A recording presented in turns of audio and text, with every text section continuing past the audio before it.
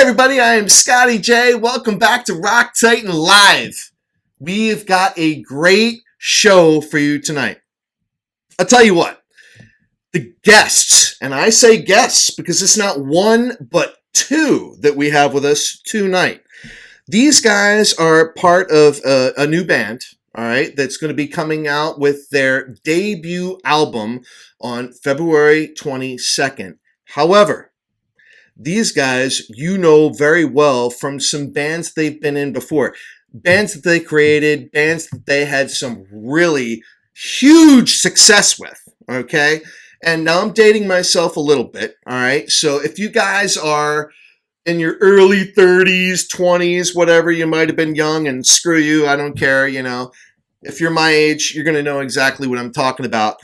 Days of the New. All right, Days of the New was an absolutely huge band in the late 90s, and they had this debut album that I actually went out and bought.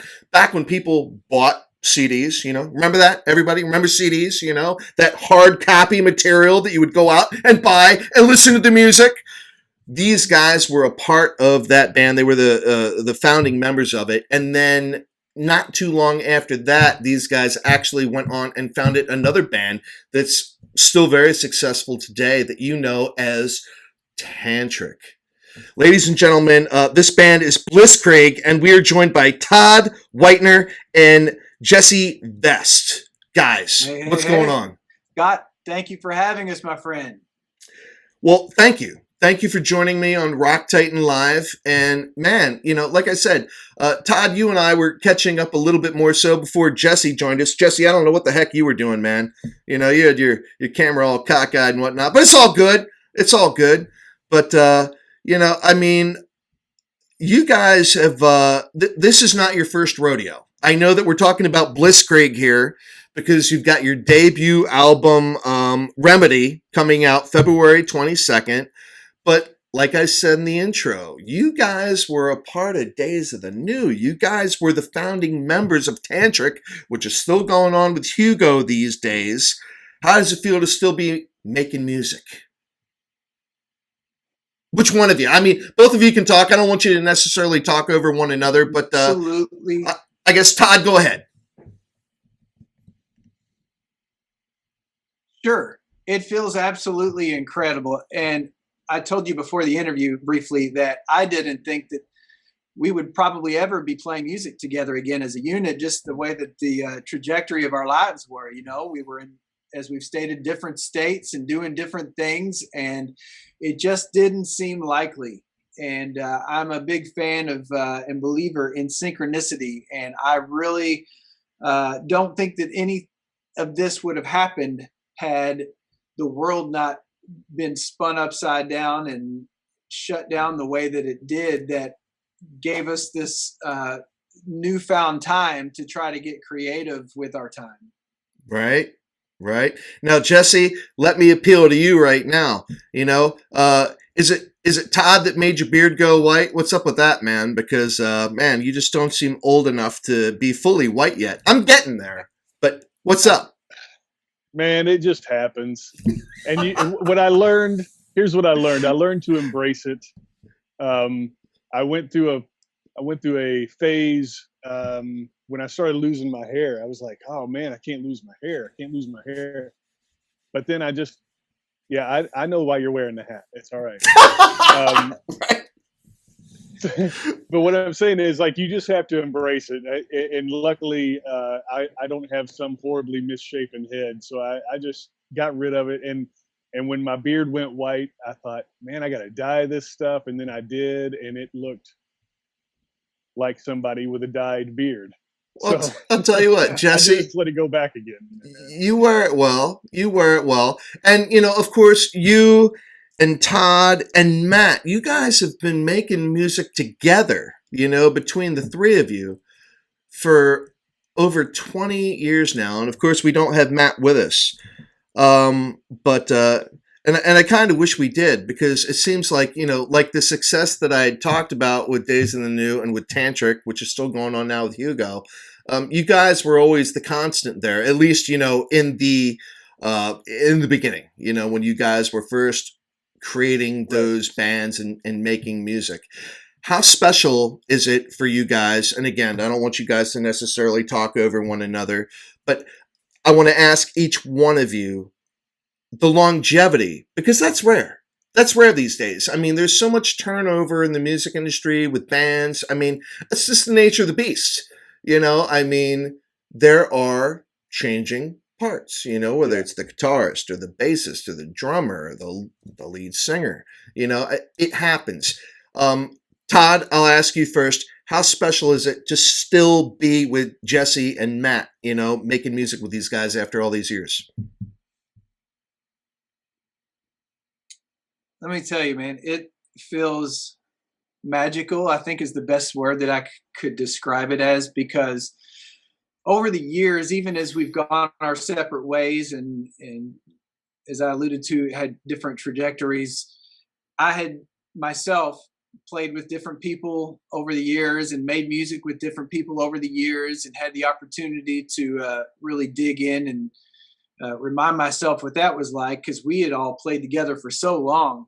And it was very quick that I realized that what we had together, myself, Jesse, Matt, there was something almost metaphysical about it. Like there was something just totally that you can't describe, that when we just get together, we know what each other's next move is. The creative aspect of things, we just really feed off each other really well. And to be back with these guys and creating music again it's very fulfilling, to put it lightly. Yeah, right on. Now, Jesse, for you, how have you tolerated Todd and Matt all these years, man? Like, what is seriously? It's horrible. It's absolutely nuts, really. Here's what to add on to what Todd was saying. Let's just say that this trio here, myself, Todd, and Matt, we've been playing together, maybe not continuously, but in one form or another for about 26 years. Yeah, man. Or maybe a little longer than that. I'm not good at math. I'm from Indiana. But I guess what I'm getting at here is that, and even before that, so the 26-year mark, that's when Todd came into the picture. Before that, Matt and I were playing together, I mean, really since we were very young kids. Wow. And so I don't want to sort of over exaggerate it, but there's a connection. When you grow up, let's just say you grow up in a household with a brother and sister, you sort of have this communication that's innate, that you don't have to think about. It just happens. And that's very much the case. We get into a room, and like Todd was saying, it's almost like we can finish each other's thoughts. If Todd does something, Matt and I do the corresponding thing that feels natural to us. And we're just fortunate enough that what feels natural to us usually turns out to be, reasonably successful. We've had a lot of success just being ourselves, and it's a great comfort level with the three of us. And we haven't really even talked about Donald yet. And we will. We're going to talk about Donald, and you know what? It's funny because when Barbara, reached out to me, and she introduced this new band, that I had not heard about, Blisskrieg, and I hadn't heard about it because you guys have your debut album, Remedy, coming out February 22nd, everybody. Get ready for it, because I'll tell you what, I know because I've already listened to it. You don't know because you haven't seen it yet or you haven't heard it yet. But when you do, and if you did like what these guys had done, with Days of the New, with Tantric early on, all right? This is not that, it's different. There are similarities, okay? But what I'm getting at, everybody, is that if you liked that music, that you are going to love this. Because Don Carpenter, like what, Jesse was just talking about, he was the front man of a band that, to me, just, I wish they would have done more. And, all good things must come to an end. But, Eye Empire, those guys were awesome. I mean, Oh, I love their sound. They were huge in the Philadelphia region. They had immense popularity. And his voice is just absolutely unreal. And of course, you guys had tremendous success with Travis Makes with Days of the New. And then you go and get Hugo Ferreira with Tantric, and he's still going strong. And they both had such powerful voices. When it comes to Donald, his voice it's different than theirs, of course. So you're going to have a different sound with Blisskrieg. For you guys having the success that you had previously with other vocalists, I'm curious as a fan of you guys. And Todd, I'll ask you first, and then Jesse. What was that process like? What was it specifically about Don where you said, you know what, I think we're going to capture the same kind of magic, that we had previously? So I have an interesting story about that. And let me just preface it by saying that, yes, Donald, his spirit just oozes passion. And so we are so, we're so blessed to all as a unit be together and creating music. I'm a huge fan of him. And so our connection started. So back during the recording of the third Tantric album that never saw the light of day, I had got my hands on my first satellite radio. At that time, it was just one of those external things you plug into, like, the aux jack in the car or whatever. Yeah. And I had gotten into this pattern of every morning on my way in and back home, on my way in back to the studio, I would flip it on one of the stations. And at that point, I think this was about 2005 or 6-ish, his band at that time, Submersed, was getting a lot of airplay for their first single called Hollow.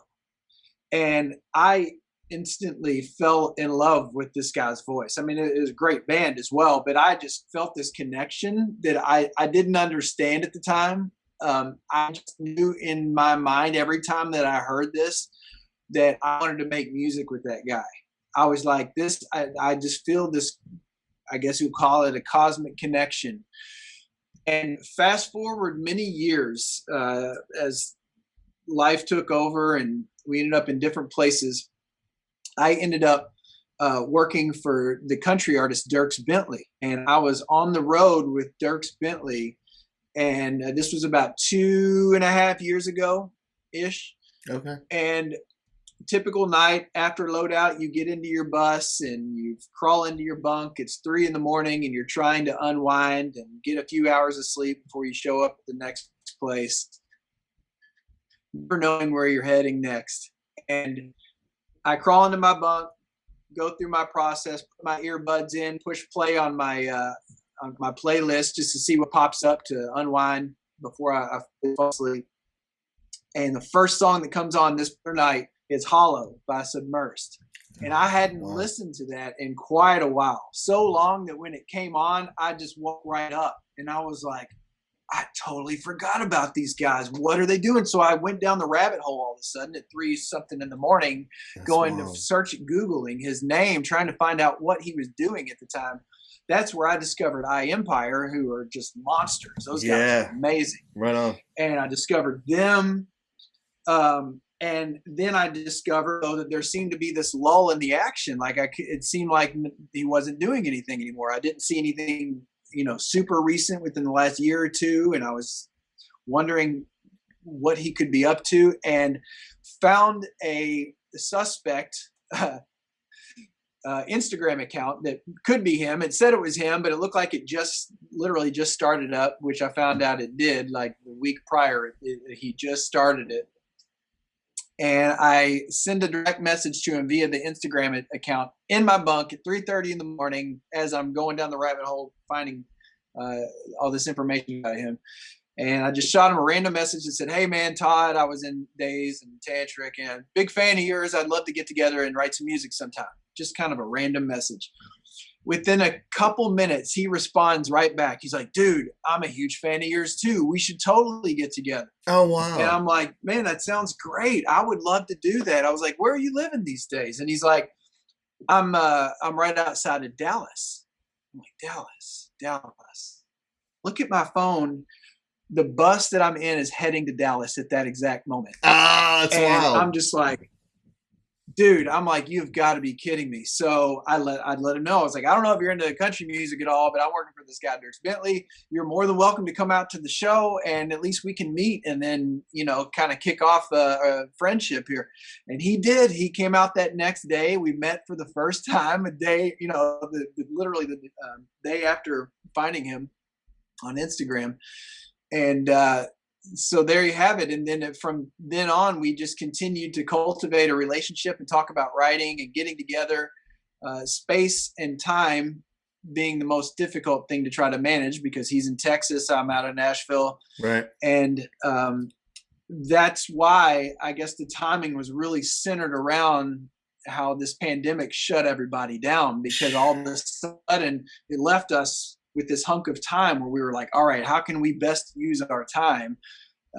And then fast forward, that's when I hit Jesse and Matt up. I was like, dude, you guys want to get back together and start making some music? And of course, Jesse was like, dude, let's do this. And so the ball just got rolling, man.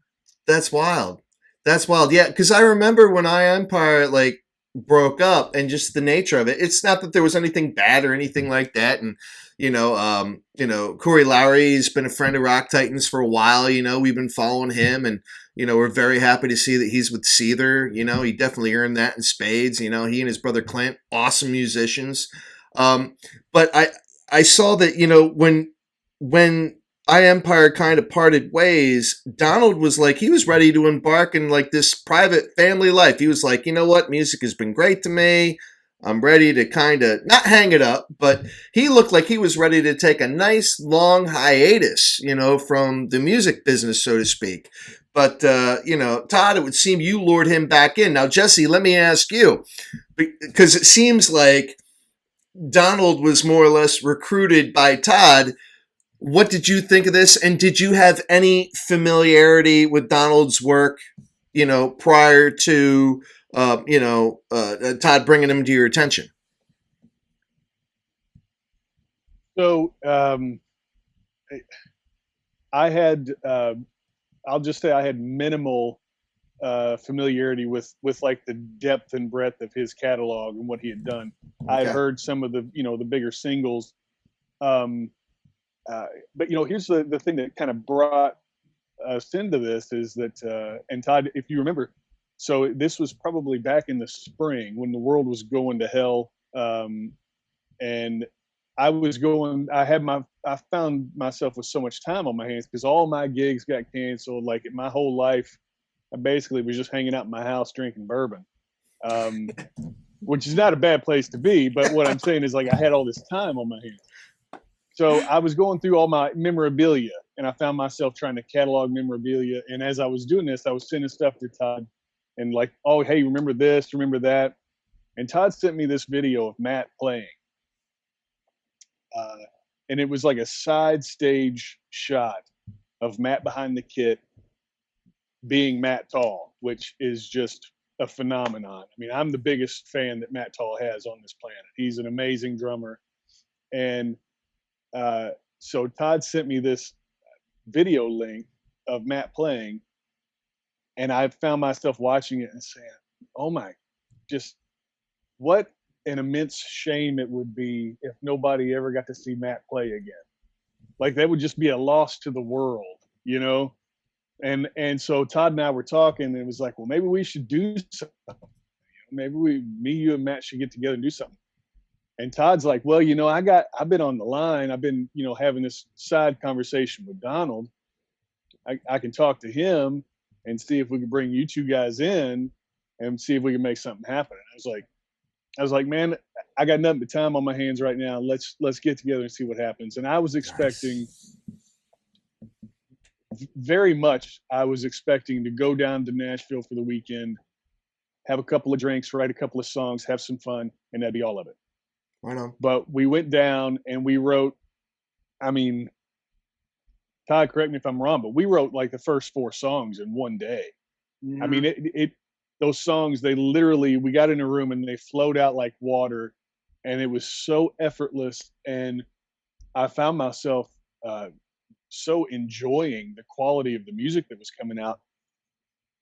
By the end of that first writing session, we were looking at each other thinking, okay, well, this is going to be an album. This is no longer just to get together and have some fun. This is an album. And so it was really after that first writing session that I developed a full appreciation for Donald and his gift. The gift of his voice is obvious. Right. What may be less obvious to some people is this gift that he has of melody. He can hear a piece of music and instantly he'll have this melody that goes over the top of it that flows so effortlessly and fits so seamlessly that you would have thought that they came as a package deal from the beginning. It's an amazing gift he has, and I'm a big fan of his too. Couldn't tell. So from that point on, I mean, that's sort of the origin of it from my perspective, and it's all been pretty full steam ahead since that happened. Right on. Well, I gotta say, guys, 3 times is a charm. I mean, because again, between the both of you, Todd, Jesse, Matt, you guys have had tremendous success in pretty much every other musical endeavor that you've touched. And now you have something totally new going on with Blisskrieg, okay? And their debut album, Remedy, is due out February 22nd, everybody. So be on the lookout for that, and we will have a full review of it out on rocktitan.tv, and the website link is right here on video. So make sure you go check that out. Go check out that review, and, let me know your thoughts. Share your comments there. I want to know, because all you keyboard warriors make me sick to my stomach. So I just want to see what you got. Bring it at me. I'm ready for all of it. All that being said, going back to the whole 3 times a charm, Todd, Jesse, again, early in your careers, you had huge success with Travis, and then that ran its course. And then you had huge success again with Hugo, who's still, at the helm with Tantric. And, he's doing his thing there. And here you guys are again. That being said, and again, Todd, I'll just go to you first, and then Jesse. Did you have any reservations, anxiety, apprehensions? I don't know the right word necessarily that I'm looking for, but because you had success previously, and even though Donald had success of his own in his own right, did you have any thoughts that, if you were going to do something again, Todd, I'm speaking with you, Jesse and Matt, did you if we can't replicate that same magic with Donald, then, this would have been a waste of time, or, what, nothing ventured, nothing gained? I'm curious as to your thoughts on that. I think one of the most important things that I've learned over these years is the importance of not buying into expectations and not trying to be a people pleaser.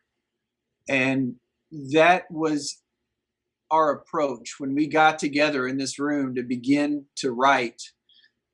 We just kind of had this unspoken agreement that when we create music, no matter how it's perceived, we just need to be true to ourselves and create music that is exciting for us. And if anybody jumps on board and says, hey, that's exciting for me too, then that's awesome. Nice. But we did not want to and don't want to fall in the trap of trying to make music just to please people who may be more of a fan of this or more of a fan of this, because then it would just be disingenuous. Right on. Now, Jesse, your thoughts on that? Well, I guess I would just from a purely analytical point of view, I tend to look at of what constitutes a successful band or a successful album have changed so drastically since we left Days of the New and Tantric. Sure. I'm under no illusion. Between Days of the New and Tantric, we sold millions of records. Yes, you did. I'm under no illusion that we're going to sell millions of physical copies of this album. You know what I mean? Everything has changed. Right. And also just from the just from the standpoint of how I'm looking at it, and I look back at my career, look back at it, and I know that I'm able to hold my head high. I'm very proud of everything that I've done, and it gives me that sort of freedom of I have nothing left to prove. So if this album comes out and nobody listens to it but my mom, I'm okay with that. You know what I mean? Right on, It's man. a great album. I love it. I'm proud of it. If for some reason it doesn't connect with a large group of people, it doesn't really matter to me because I'm so proud of what we created.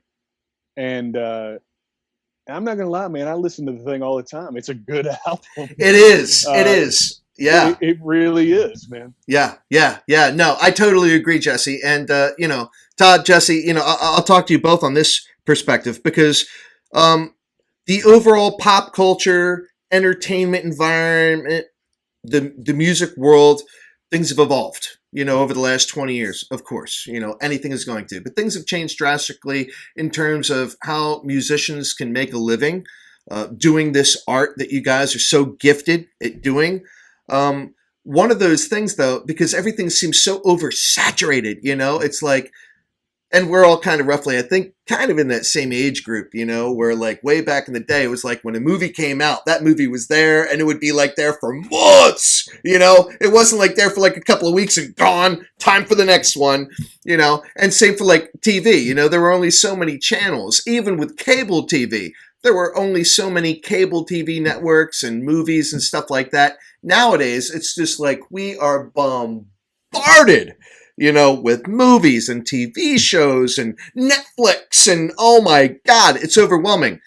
One of the cool things that I found with Remedy as I'm listening to it, because Jesse, again, to your point, even if only your mom's listening to it, which I think a lot more people than just your mom are going to be listening to this, it's really good. And that's where I'm going with this. Like, to me, I saw the commercial appeal to this. There are some bands, there's some music that just, no matter what your personal preference is, it doesn't necessarily lend itself to that overall commercial appeal. I find that what you guys have with Blisskrieg is commercially appealing across a wide spectrum. Did you guys find that when you guys were working with Donald on this new music, was there ever a thought in either one of your minds? And again, Todd, I'll go to you first. Was there a commercial appealing type of aspiration? Again, not an expectation, but maybe an aspiration that you might have that commercial appeal in today's landscape?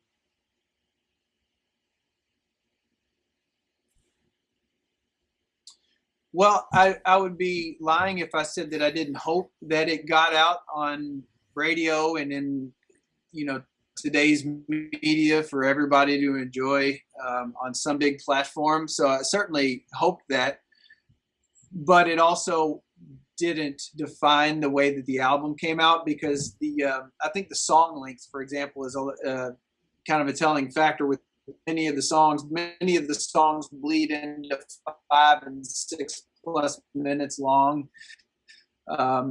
Which at least back in the day, some songs, but so it's I think that I'll speak for myself that I hope that it would get there somehow, but I didn't count on it. All right. Now, Jesse, for you, I know you said, you're totally happy if no one other than your mom hears this, but again, the music that you guys made, again, I mean, Days of the New had a lot of commercial success. Tantric had and has commercial success. Todd, you had talked about the fact that, yes, you had that success. Whether or not that's repeated or not, that's neither here nor there.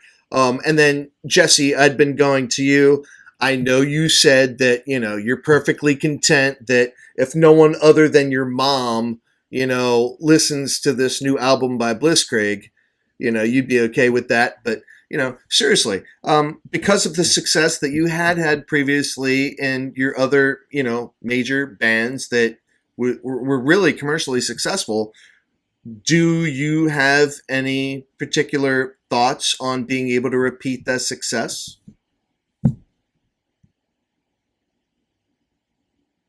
Well, I guess if I think about it, maybe I would approach it this way.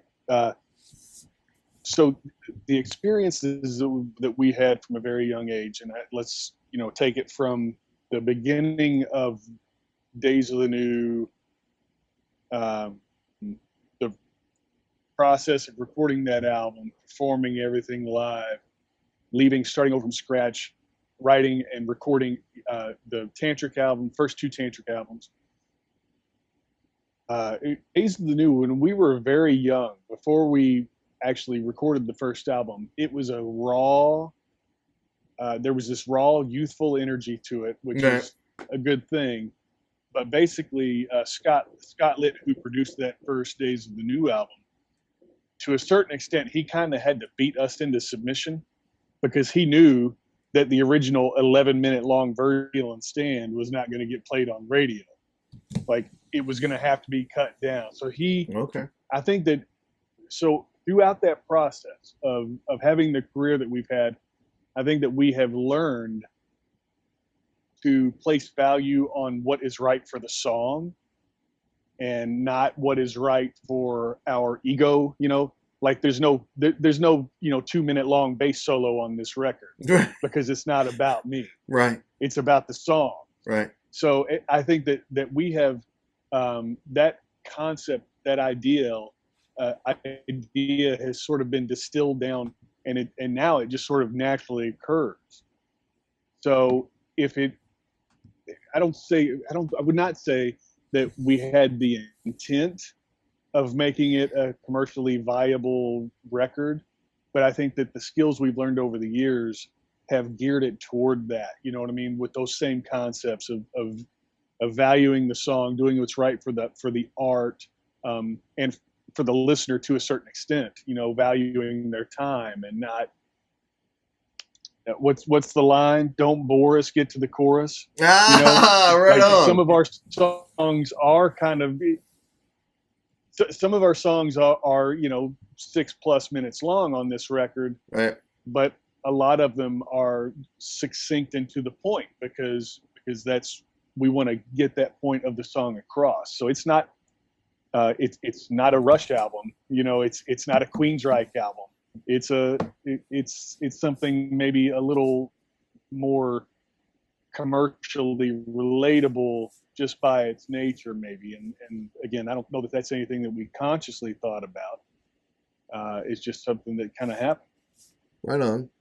By the way, I wanted to say that I'm a huge Queensryche fan, and I watched your video you did with Todd Latour last week. Oh, man! I love you, Jesse. Thank you, man. Listen. No, I love that dude, because here he is. Todd gets tired because I talk about Queensryche all the time. But Todd Latour is the singer for what, in my opinion, it's in my top 3 acts of all time. Queensryche is amazing. Yeah, I love him. This guy is their singer, and he's just as humble as can be. He is. Considers himself a drummer instead of a singer. Like, I had so much fun listening to that interview. So I did want to make sure that I say kudos to you on that. Dude. And, kudos to him on the album. Wow. Oh my God, I'm blushing. You know what? I'm going to have to use some effects here, people. I'm going to have to use some effects to take the red out of my cheeks. It's not just my high blood pressure, but it's Jesse flattering me here. But thank you. Thank you, man. No, I mean, talking with Latour, it was special for me because, like you, I'm a huge Queensryche fan. I love Queensryche, and I was totally caught off guard. When of course their founding member joined us on the show. I was like, what? Oh my God, I thought this was I'm just talking to Todd here about his new debut album. I was in no means prepared to talk with, Queensryche. This was not about Queensryche, But, all that being said, going back, I had talked with Jeff Tate, and to me, I'm a, I don't know. I don't know even the right word to use, but back in the very beginning, I love the early stuff, and Tate's one of those voices that was just iconic, still is. So Todd had to work to win me over, man. He had to work it, but oh my God, when I was talking to him, both you guys, I'm talking to Todd and Jesse here, oh my God, his voice is ridiculous. I mean, it's just off the charts. I mean, he really does have one of those voices where, Donald should be glad that he already got the job of Blisskrieg, man, because otherwise, who knows? Maybe Latour says, yeah, Queensryche, screw you guys. I'm going to go work with these dudes, and we're going to make some heavy metal, But, yeah, but nah, he was cool. That was a lot of fun, and I look forward to everything that he's done with Queensryche so far. In my opinion, has been absolutely awesome, and I look forward to everything that he's going to be doing moving forward with those guys. But not only that, his solo album, and not to deviate too much, maybe this will stay in the podcast, maybe it won't. I don't know, but if you guys haven't had a chance to hear Todd's solo album, have either of you had a chance to listen to it yet? I've listened to. I think the first two singles. There's a few. Yeah, there's a few out there. Yeah, there's 2 videos that were on YouTube that I listened to. Right. And I found it interesting that here we are trying to promote our album, and I'm talking about his. But it's really good. Like, dude, he doesn't use his sort of stratospheric voice as much. He stays like more sort of. And maybe he does use that big voice on some of the other stuff, but it's like he reins it in, and it's like a very powerful lower octave. He's metal, man. He's metal. I mean, literally, like Halford, Dickinson, Dia, like no shit. I mean, he like you said, he's too humble to even put himself in that class. But Jesus, God in heaven, I mean. Wow, he does. But anyway, aside from that, thanks for watching. Todd, did you go and watch any of my other podcasts before we talked? Did you watch anything? Were you familiar with Rock Titan at all? I haven't, but I have been super busy being the. No, but I'm disconnected from all things media, though. So you're not singled out whatsoever. I'm busting your stones. I'm busting your stones. I left. You know what? I'm not even on social media. Everybody, I put some stuff out on the Rock Titan Facebook page, but that's it. Yeah, I focus really on the rocktitan.tv blog, the music blog, because everything out there is my music reviews of all your guys' albums, all music news, interviews, podcasts, the whole 9 yards. That's my focus. And then, of course, the Rock Titan YouTube channel. Everybody go check out the Rock Titan YouTube channel. You can see it in the links here.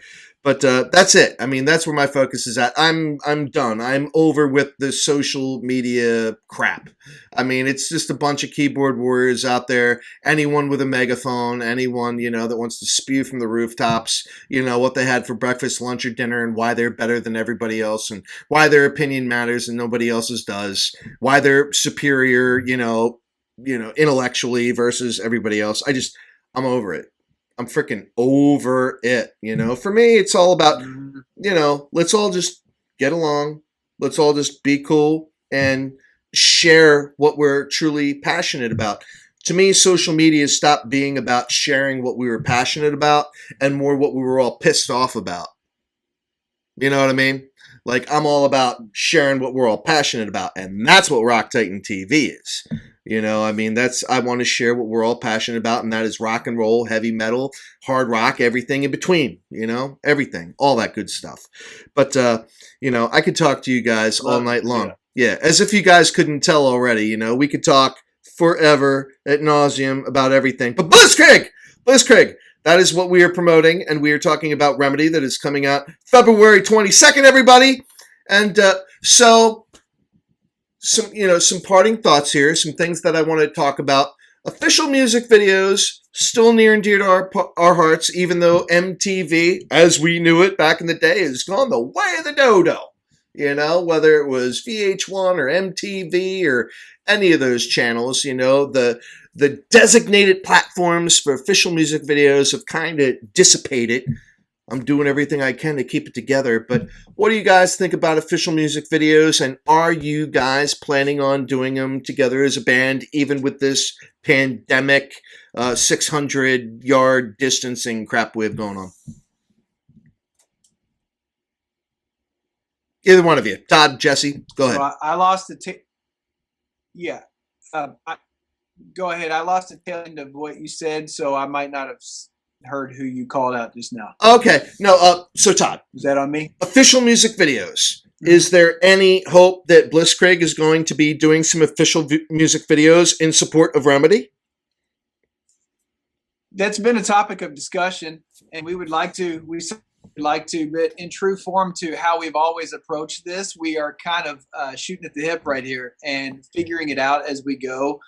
And I think you almost have to these days because of the weird state in which our society is in right now. I mean, can you play a gig? Can you not play a gig? For how many people? What state? It's such a weird place. And so the video aspect of it is something that we do desire. The logistics of us being in separate states throws a little, curveball into the situation that we want to make sure that we do it right if we're going to commit. Right on. Now, aside from the official music video aspect of it, which obviously helps market your material, live music, man. Live shows. My God, 2020 is the year that never was. I mean, it just didn't happen. No matter where you were in the world. Didn't matter if you were in Antarctica, Siberia, Australia, anywhere in Europe, anywhere in the United States. Live music wasn't happening. All of the concerts, all of the festivals were called off, and that absolutely sucked. But it could be good timing for Blisskrieg. So, that being said, have you guys been active in speaking with the powers that be with trying to get on any of these festivals for 2021 and getting you guys along with Matt and Donald out there in the live music circuit? You guys looking at touring, playing? Is that part of the vision? Jesse? I would say that it's in no way are we writing it off. We would love to play shows. We would love to tour and get back out and, reconnect with some of our old fans and new fans. I don't know how realistic it is at this point. I'll refer back to what Todd said about us we're playing it by ear, right? And no pun intended. We're just we're going with the flow, taking each day as it comes. Another thing that is pretty important to the way that we're doing this is that I don't want to get too far in the weeds here as far as behind the scenes business talk, but we're pretty much doing most of this stuff ourselves. Right on. We have a very small team that is helping us spread the word, and we're doing some things, but doing it yourself, it presents some real advantages and some real challenges. And sure, to be honest, we've got our hands so full right now that us talking about playing live it's not a conversation we're having right now. Hopefully it is one that we'll have down the road. I hope so too. So Todd, as we get ready to part ways here, for your fan base, that you guys have out there, and for everyone, you got to go check out Blisskrieg, their brand new album Remedy, coming out February 22nd. It's pretty awesome stuff. Are you guys engaged on social media? I know I blasted social media a little bit ago, but the fact of the matter is, people are still out there, and that's where they consume a lot of their information and stuff like that. Are you guys active? Facebook, Instagram, Twitter? What's the best way for everyone to go follow what you guys have going on?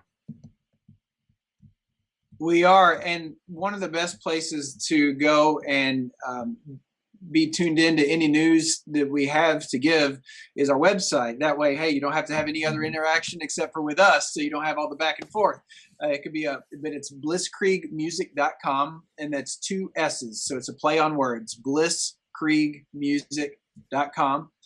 On that website is the links to all of our social media platforms, Instagram, Facebook, and whatnot, in case you do want to engage there and follow us there, the YouTube channel. But the website, it's also got a mailing list. So if you go on to the blisskriegmusic.com and you scroll to the bottom of the page, there's a place where you can input your email address, and we will then shoot you news, breaking news, any early stuff, any announcements that we have to make. So that's a great way to stay connected with us. All right. Very cool. Very cool. Well, Todd, Jesse, thank you so much for joining me on Rock Titan Live. And everybody, again, I am Scotty J. You're watching Rock Titan Live, and we are here with Jesse and Todd from Blisskrieg. They got their brand new album, Remedy, coming out February 22nd. Make sure you go check it out. And go look at our links here, all the social media where you can go check them out specifically. You can go look at my review of the album, and it's pretty stellar. It's pretty stellar, everybody. But continue being safe out there. I know I joke sometimes about, the 600-yard distance versus a 6-foot. But everybody, we want to get back to normalcy as soon as humanly possible. So just be cool, be rational, but don't lose your heads, everybody. I'm Scotty J, Rock Titan Live. We're out.